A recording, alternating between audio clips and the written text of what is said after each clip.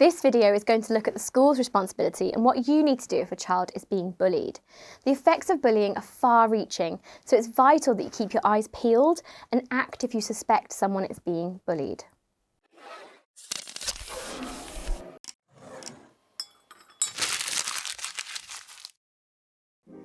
Schools need to deal effectively with any complaints or disclosures or even direct observations of bullying. Parents may contact the school with concerns or allegations, and they need to be fully reassured that the school will support them in this issue. Bullying is very emotive, and dealing with parents needs to be carried out supportively and sensitively. See our video on dealing with parents. And whilst you're there, like, subscribe, and click on the bell to keep hearing more from MyProgression. Parents send their children to school hoping their children are safe and happy and learning.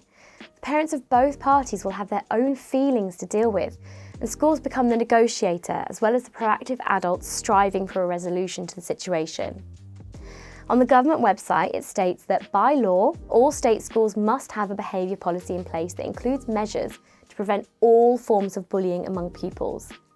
This policy written will be decided by the school. All teachers, pupils and parents must be told what it is. Obviously, the policy will be available, but it is the active carrying out of the policy that makes the difference.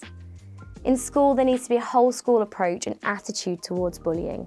The school's anti-bullying policy will guide staff as well as parents and is essential to promoting that bullying behaviour is unacceptable in any form and that the school has high expectations of outstanding behaviour and will challenge any behaviour that falls below that expected level. Anyone who knows that bullying is happening is expected to tell a member of staff. Make sure that students know how to report bullying behaviour and that support available is well publicised to both pupils and parents in the school policy and on the website. Accessibility of information and guidance is integral in acting quickly to prevent further incidents. As an employee in a school, having contact with children, make sure you're fully aware of school protocols. Check your school policy and check with your line manager if you're all unsure. Make sure you take every report of bullying seriously. This may be reported to you by the child, a friend of the child or a parent.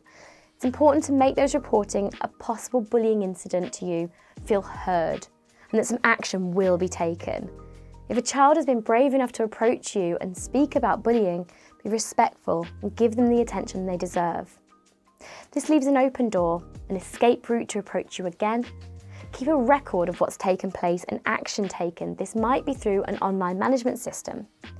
Report and keep a written log of any reports of bullying, even if it's perhaps a small and possibly insignificant incident.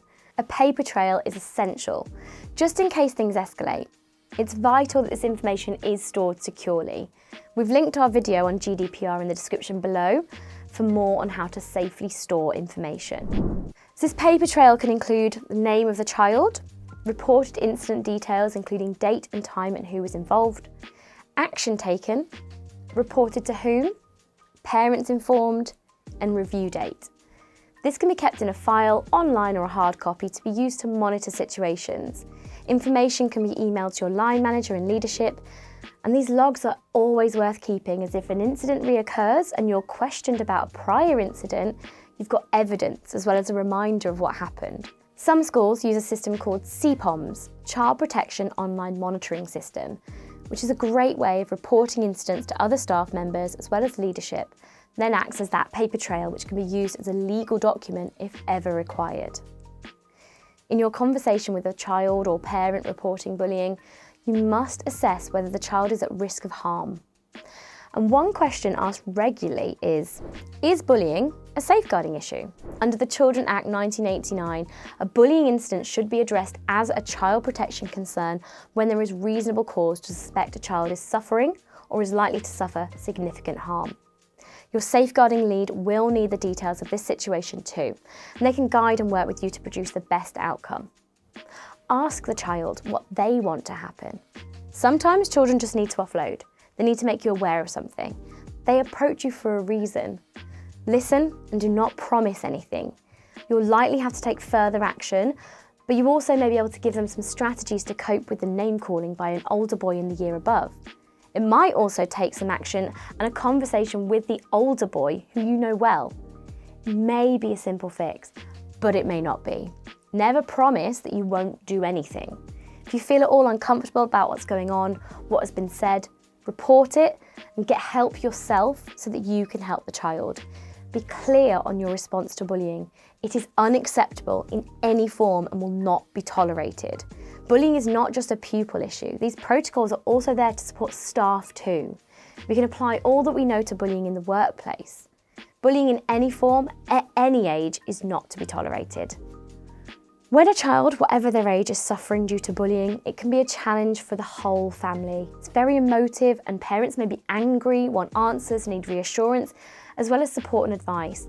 Parents needing support may be those of the bully, and they too may be struggling to come to terms with what their child has made unwise choices.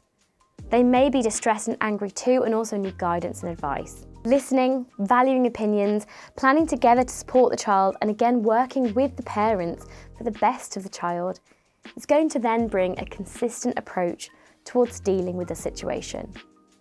So what else can you do? As educators, we must follow school policy. However, parents are well within their rights to report the instance of bullying to the police. As a class teacher, involvement from the wellbeing lead and the safeguarding lead, as well as member of the leadership team, will be essential. There are some additional things that you can do to educate your pupils and discourage bullying. Anti-bullying weeks are in place in the school calendar, and the use of assemblies to support anti-bullying campaigns are ideal for educating children. The tools for children to know how to get help and where to get help must also be explicit and easily accessible for children and parents. Addressing issues in class to show bullying is being taken seriously keeps expected standards of expected behaviour towards others at the forefront consistently. Social stories with younger children are an excellent way of modelling how to respond to certain situations. As educators, our primary aim is to support children in reaching their full potential. Bullying will have a detrimental impact and effect on a child's attainment and their well-being. We need to have our eyes and ears open around school and also be an advocate supporting and caring for all children, the bullied and the bully. I've been Natalie from MyProgression. Let's keep your career in motion.